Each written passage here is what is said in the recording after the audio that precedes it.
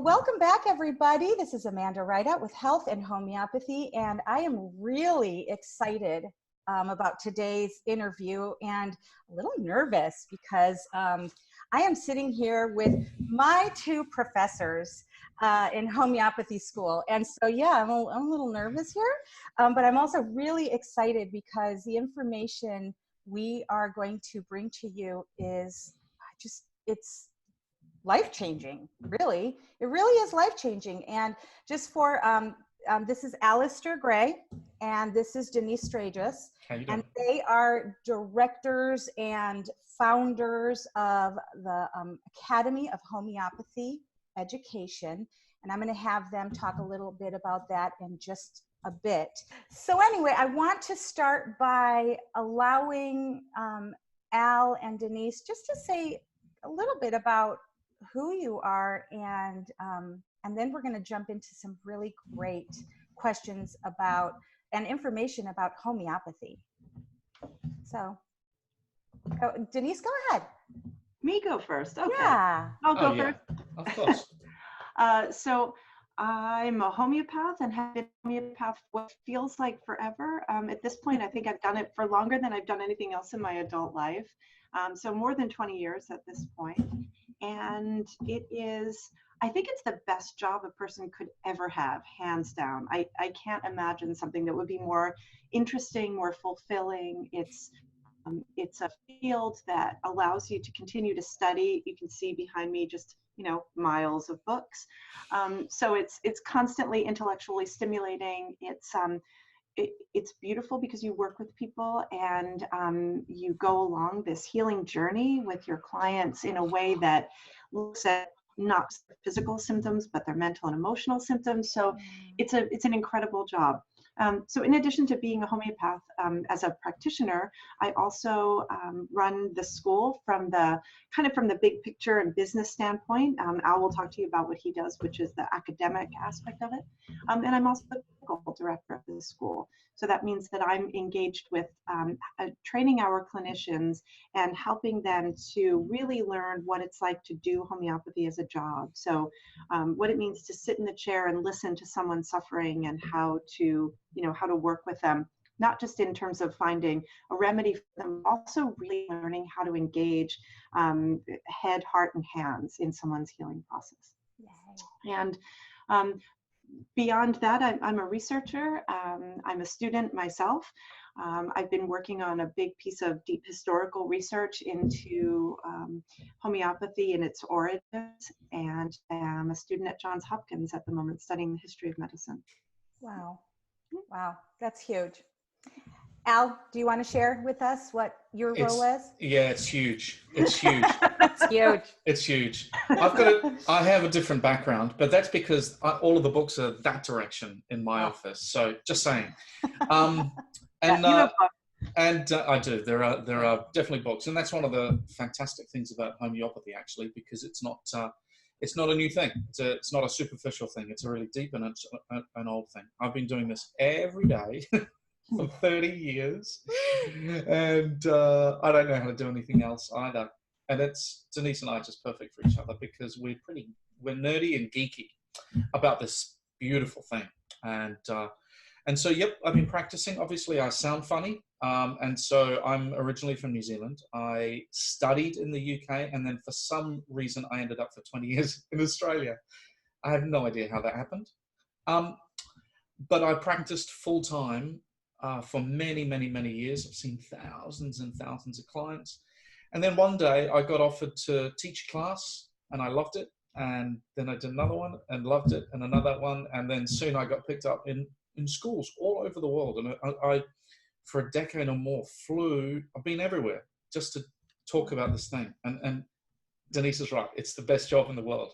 Not only seeing clients, but talking about it as well. And then another thing happened. I did a master's a while back in science. And then I got picked up and I got a serious job working in a big provider of complementary medicine education in Australia. And so I learned kind of the inside of the education world, not just the teaching world, but how to run schools and the like. And so, yeah, Denise mentioned before, I run the academic side, at the Academy of Homeopathy. Because I'm born at the very end of the planet, I think somewhere in my brain, in the very earliest times, I became aware that if I was going to connect with the rest of the world, I either had to learn about technology or I had to go. And so right now, I mean, that's the story. Right now, I'm doing a PhD in exactly that topic, looking at how we engage as healers and homeopaths and complementary medicine practitioners with clients in a distant context, through technologies, and also how to teach, using learning technologies with quality. And I think for me, I can't think of anything better. Those are the things that I do. Well, I'm definitely blessed to have ended up in this academy because I started off in another academy, in another homeopathic school, and I finished my first year there. And when I finished, I just didn't feel like I had what I needed to continue, because first of all, it was all recorded. It wasn't a live setting like it is in this school. And I had a lot of questions, and by the time I was able to reach out to somebody and then they would answer my questions, it was days maybe that had passed, and it just wasn't working out for me. Then I heard about this school and started again from the bottom. And I think I learned more in the first 3 months being here at HAE than any AHE than any other, academy for, or any other homeopathic information kind of stuff that I've ever had. And I love homeopathy because I started using homeopathy in Mexico when I was living there with my children. And the more we would go to a traditional doctor, the sicker they would get, until we found a homeopath. And that changed everything. And I saw stuff that was miraculous. Recoveries from their childhood sicknesses that were just crazy. And when I moved back to the States, I was looking for a homeopath, really couldn't find one. So I decided, I need to become the family doctor. So that is what I have been doing. And of course, taking it farther beyond the family and out to everybody else. But I want our listeners to hear from you, because they're very savvy, they're very health savvy. And the people who listen to this YouTube channel, I got to say, they really got it together, and how to eat and how to supplement and healthy living. But, I usually say, but what happens when you actually get sick? I know a lot of people who have become sick, and supplementation isn't going to address it. And herbs or essential oils isn't going to touch it. So where do you go from there? And what I say is you go to homeopathy, because this is true medicine. It's and well, I'm not going to even go into explaining. I'm going to let you guys, because you guys are the experts. So what is homeopathy?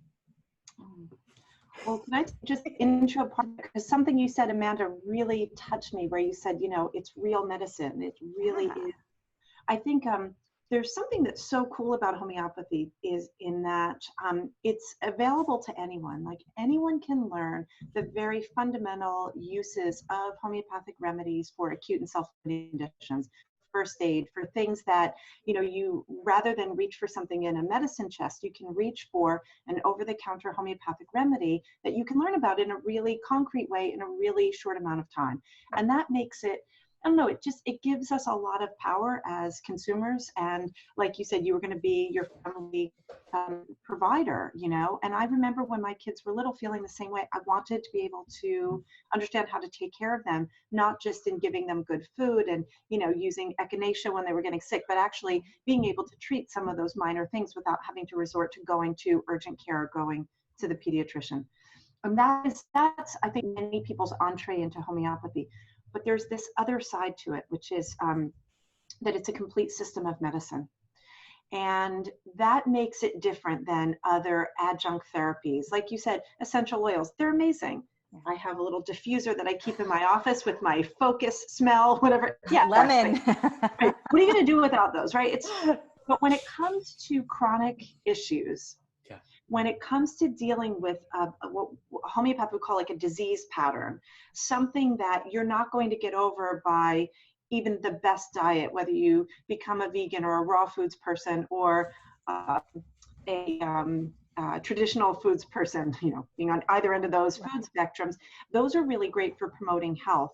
But what do you do when your immune system isn't really working in, you know, taking your body into having more life force, but actually is sort of stuck in a systemic sort of illness?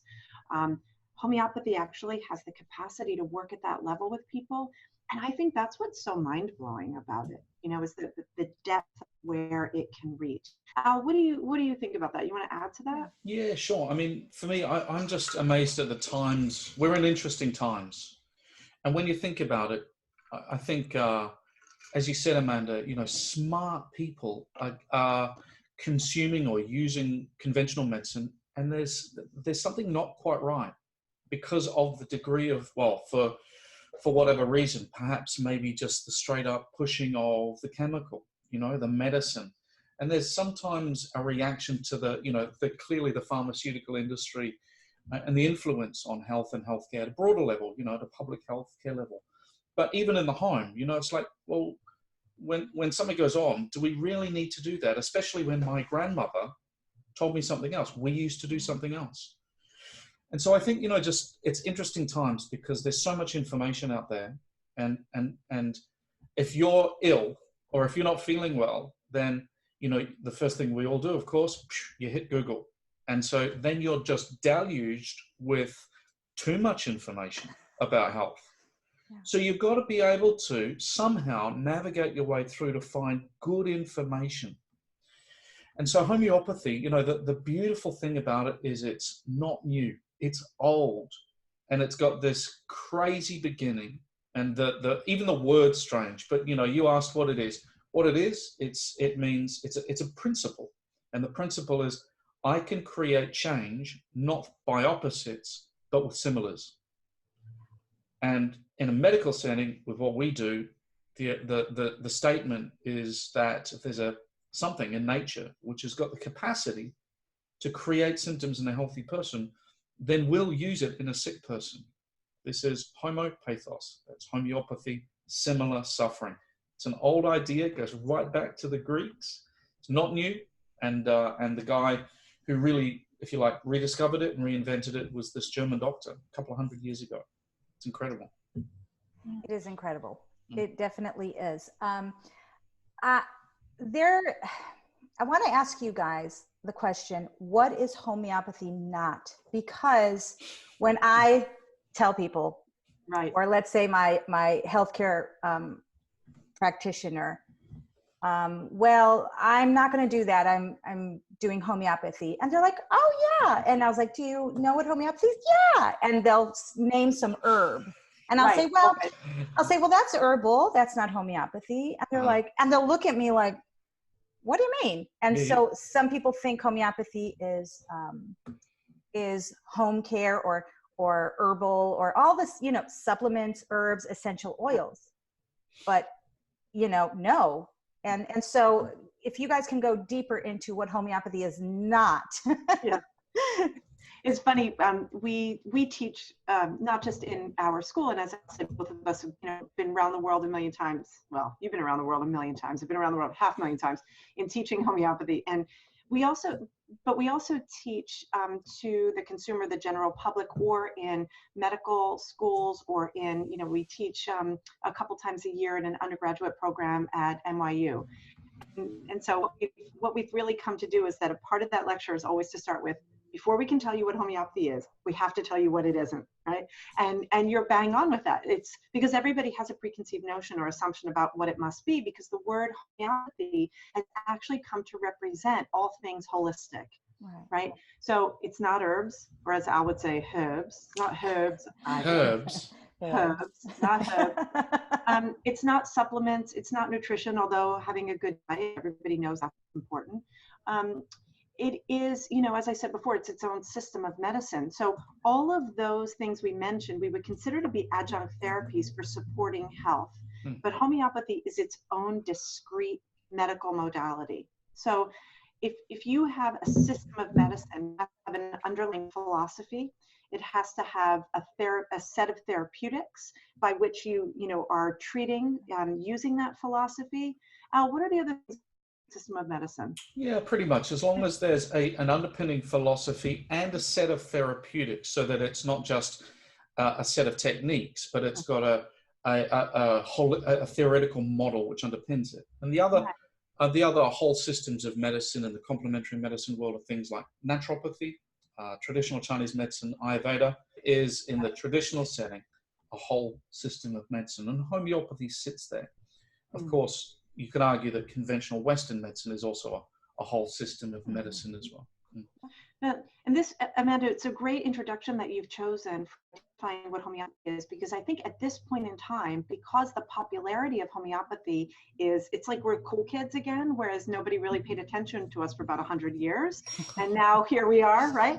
So there are two things about that I want to say. The first is that it has a long tradition behind it.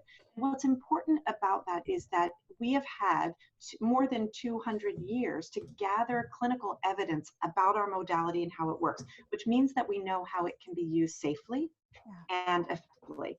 And that's important because in times of change where people are trying to bring their medical power back into the home, being mindful of how we choose to utilize certain things is really important. We want to make sure that we're doing things that are safe, especially if we're working with kids, pregnant women, right? We want to really be mindful of the safety and efficacy. And so homeopathy has a couple hundred years of tradition behind it, including a pretty big mountain of clinical evidence. The other side to that is that because of our newfound popularity, and as Alistair was talking about before, technology, which, here we are on your YouTube channel talking to thousands of people, so are people using social media and other avenues to get information about what essentially is medical care. So we're at this funny time where the availability of information is a double-edged sword, because there are ways in which people utilize homeopathic remedies in a way that is not necessarily aligned with the therapeutic philosophical underpinning of the modality, which ensures the safety and efficacy. And so when we talk about what homeopathy isn't, I think it's important also to say within the paradigm of homeopathy itself that there are people who use it in ways that are maybe okay, but in the long run could potentially not be the best choice. And the simplest way to look at it is I opened my first about homeopathy about how it's very egalitarian. You can learn how to use it for acute conditions very easily and very safely. But there's a really fine line between safe home care and delving into something that actually might be tied to a larger, more chronic issue in a person. So even something like eczema could very well be attached to a deeper issue. Asthma, you might be able to find a remedy to help a person during an asthma attack, but without understanding what it really connects to, it's risky. And so what we try to help people to understand is how can you sort of bring back control of your medical care for yourself and your family, but do it in a way that's safe? And how can you interface with the modality of homeopathy in the way that it's intended to be used, not to sort of get in, what's that expression, to go over your skis, right? Where you go so far ahead of yourself that you roll up in one of those big balls of snow with sticks coming out of them, right? Wow, I never heard that one before. There you go. Always something. That's a new one. Yeah, there you go. Okay, so what I would like to do next is I wanted to touch a little bit on classical homeopathy, which is what we do. We're classical homeopaths, and it's very different from the homeopathy that Denise was talking about. That moms can buy a little homeopathic kit and you start a true acute, treating a true acute or an emergency first aid. My kid just got hit in the head with a baseball bat. What do I do? I mean, it happens if you have little kids. Yeah, so, absolutely. Yeah. I mean, it's a really important conversation, and it's a beautiful segue from what Denise was mentioning before.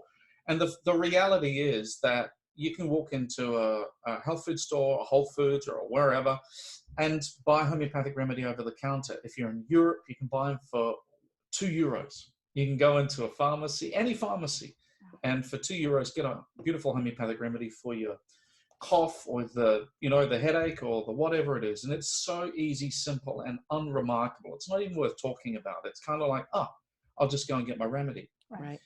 And then you'll see that when you also go into that store, there are a bunch of combinations, what we call combination remedies, where there's a manufacturer has put together a whole lot of things in one bottle, and they sell that over the counter. If you've got hay fever, buy this. If you've got asthma, buy this, And sometimes that's where classical homeopaths, that term that you just used, go, oh, hang on just a minute.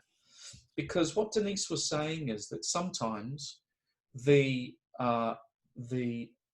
difficulty breathing is really serious. And in fact, it's a chronic condition.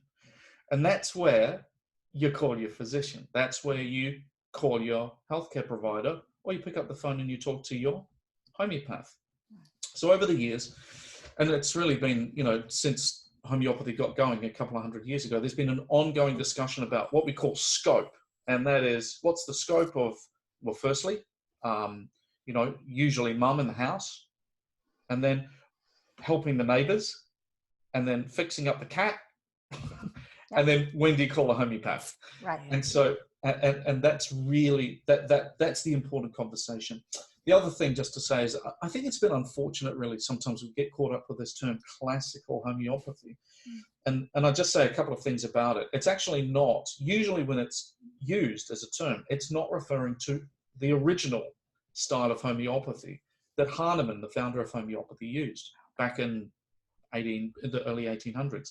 In fact, it's referring to a style of homeopathy that became fashionable in the 1890s. And it's crazy that, well, it's not crazy, but anyway, it's just kind of historically weird that when people often think or read about classical homeopathy, they're talking about a style of homeopathy that involves usually one remedy in in our language, a high potency, and then a lot of waiting. And that's actually not how homeopathy began. So it's, 2 points to make really about that: scope and then classical. Yeah. And here at the Academy of Homeopathy Education, we learn everything from the beginning, our founder, Hahnemann, and everything that took on from there. And we learn the different methods, and we learn why these methods, and then it all sort of wraps up into, like you said, going back to the basics of homeopathy and what it really is meant to be. And I don't know a lot of homeopaths that practice that true homeopathy as it should be. Yeah. I mean, I'll just weigh into that one, and then I'll let Denise go, because I can tell she's ready to launch. I was like this. I got excited. You could see. Yeah. And I thought, oh, I better get a word in just while I can. Thanks. I'm learning. Yeah, you're right, because we teach it, and I'm learning this expression, soup to nuts. I love that expression. So, and is it about squirrels? I don't know. Whatever that expression is. Totally about squirrels. How they are with their soup. Yeah. Maybe. But you're right. Last time I looked, if you want to learn something really seriously and meaningful about health, you've got to understand it in all of its depth. It is a responsibility, and we take it very seriously. And then, so the last time I looked, when it comes to an education, you've got to understand context. It's really important to learn where you've come from.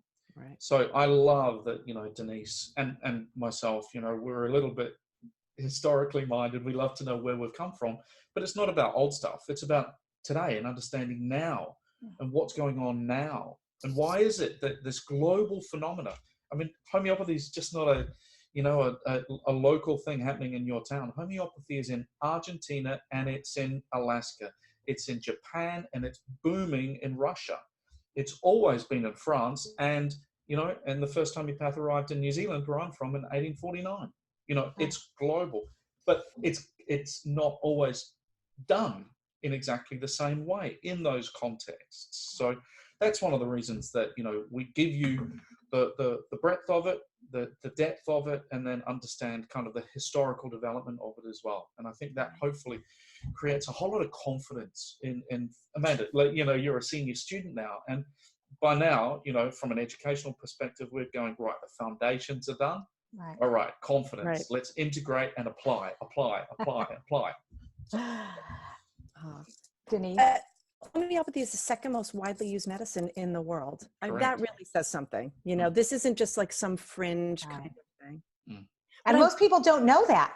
No, people don't know it. I mean, when you get into the, you know, there was a big number that the World Health Organization put out, and then they quickly retracted it. But the small million people in the world use homeopathy. That's the conservative number. Yeah, you cut out at the wrong time there. Yeah, what was that number? Yeah, 200 million people worldwide. Wow. yeah. And that's So, the conservative number. yeah, that's the deeply conservative number from a peer-reviewed article about, and just Europe. Actually, that's the European number. Oh, you're That's, kidding. Wow. Yeah, that's a survey, you know, it's a good paper actually, but it was done a number of years ago, and that's really just European use. The number that you're talking about, 550 million users, includes the Indian subcontinent, which is the you know, big users of and prevalence of homeopathy there. Mm-hmm. Well, I grew up with it in Mexico, and it was very prevalent. Yeah. And now it's being lost a little, and people are depending more on their allopathic practitioners. And the truth is, Mexico is a much sicker country than it used to be. It's a little sad, but hopefully it's coming back strong. Can I tell you a little story first, though? Yes. We don't like stories. Well, you don't have to listen to my story. You know the story. But I just wanted to tell the little story of how I found homeopathy, which I think many of us find it in funny ways. I think homeopathy finds us. But when I was very young, my mom was quite sick. She had MS, and my dad would always say he knew that something was wrong with her before she exhibited actual physical symptoms that were quantifiable. And the story he always told was that he knew she wasn't herself. He just knew something was going on with her before she actually manifested symptoms. And so I actually thought I wanted to study psychology. I wanted to study the research between how, when mind is sick, the body shows symptoms, and vice versa, and set out actually to do a PhD in clinical psych research, and found homeopathy. And that has been just, I never forget that in my practice, because the thing that homeopaths do best is listen, and listen to the full sort of context of someone's symptoms. It's not what you have, it's how you have it. Yeah. And so someone can have, you know, we individualize. So 10 people with MS need 10 different remedies. You know, people who have an acute issue, food poisoning, there are a dozen food poisoning remedies. So it's, there is a way in which learning to become a homeopath, or learning how to use homeopathic remedies appropriately, is about learning the substances in nature and how they interact with the mental, emotional, and physical expression of pathology in an individual. Right. And it's amazing. It's just amazing. So saying that is in a way really related to the question you asked about how to find a practitioner, because while I want to say, oh, there's so many amazing homeopaths out there, I think that there are a lot of good homeopaths out there, but to find a great homeopath is to make sure that a person truly understands what homeopathy is, and also how to use it to its full extent. So as Alistair had mentioned, you know, there's a philosophical principle that people talk about, well, is this person a classical homeopath? And you can say you're a classical homeopath, but only know how to use potency in one way, or only learn how to do the first prescription, or not understand how to help solve problems of chronic disease by safely unraveling a person's suffering over time. There's mythology in homeopathy that you find this one remedy that's like your soulmate, and as soon as you find that, all your symptoms disappear. The unicorn. The pink unicorn. Yes. The pink unicorn that flies. I mean, it just doesn't exist, right? I mean, that would be amazing if that happened. So finding a good homeopath, I think, is... I saw a unicorn once. In your dreams? No. It was in Prospect Park in New York. Oh. It was a pony with a party hat. It was, Oh, yeah. okay. Let's just be clear now that I know what you're talking about. So, Oh. so finding a homeopath is about asking good questions. What I love is, we're taught that by the time we graduate from homeopathy school, we've had more hours, live clinical hours, working with people than most people, doctors, homeopaths, ever even get on, once in their first year out of practice. I think that you're also a really good resource for people, whether or not, you become their practitioner, but also to be able to share the information that you've learned to help people find, the safe way to be dealing with a homeopath. Absolutely. Absolutely. Well, guys, this was really fun. And I know Al has a consult to get to, and so we're not going to take this any longer, but I really want to thank you guys for taking the time. I know you guys are busy. You're teaching, you're practicing, you're traveling all over the place. So thank you for giving me this time. And hopefully this will reach the people who need to hear this and will also be life-changing for them. Fantastic. So, Thank you. Thank Absolute you for pleasure. having us. Yeah. And if anyone Yeah. wants to learn homeopathy, yes. can I put in a plug for our school? Oh, please do. Would that be okay? Yeah. Plus, Thanks. I'm going to have the link in the description so that they can go there. But tell us about it. Well, the thing that I just want to say is we need more really good homeopaths out there. We need great homeopaths. Yes. Strange, rare, and peculiar. Yes. That's a phrase homeopaths use to talk about the kind of things we like to understand. We want to know what's unique about every symptom a person has. It's also got the website on it. It does. ahenycworld.com. Yeah. And I'll put that in the description. Okay, good. Because this is the thing. Homeopathy it's really reaching its popularity point again. And that means that we need very, very well-trained people out there to actually and for skilled practitioners. And in our school, we tell people we are training the next level or the next generation of leaders in the profession. So we ask our graduates to please, please, please participate in the national organization. There be the National Center for Homeopathy, the North American Society of Homeopaths, our certification body. Al's the president of our accrediting body called ACHINA. These are organizations that are doing their best to really make sure that our profession is delivering the level of service that people care of the problems for which they're seeking out a homeopath. Right. So our school, I don't know if you call it our motto, but we say we're raising the bar in homeopathy education and clinical training. And we really do need, it's not like we need students, we need people in the field, which is why we are doing this work to have the school, is so that we can get people like Amanda. We need more Hermiones to join and study homeopathy because there's a greater demand for homeopathy than there are people to actually take care of it. Yeah. So if out there, you listening, you have a calling, I mean, if this really spoke to you, please reach out and see what the school is about and see if it's for you. I, for one, am very proud to be part of the school because I know it is the top, or what is it? What do you call it? The cream of the crop? Yeah. Creme de creme. That's us. Yeah. So I'm proud to be a part of this. Nice. But anyway, thank you everybody for listening, and we hope to hear from you. You have a great day. Thank you, Al. Thank you, Denise. Thanks Take for care. having us, See you, Amanda. folks. See you. All right. Bye. Bye. Bye. Bye.